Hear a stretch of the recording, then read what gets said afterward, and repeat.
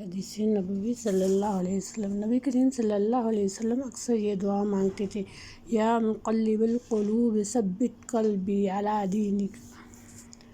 اے اللہ، اے دلوں کو بدلنے والے، میرے دل کو اپنے دین پر قائم رکھنا۔ تکلیف کے سبب گناہوں کا مٹنا۔ فرمان مصطفیٰ صلی اللہ علیہ وسلم، مسلمانوں کو کوئی تکلیف، فقر، بیماری، ملال، اذیت اور کوئی غم نہیں پہنچتا، یہاں تک کہ کانٹا جو اسے چبھے، مگر اللہ تعالیٰ ان کے سبب ان کے گناہوں کو مٹا دیتا ہے۔ یہ صحیح بخاری کی حدیث ہے۔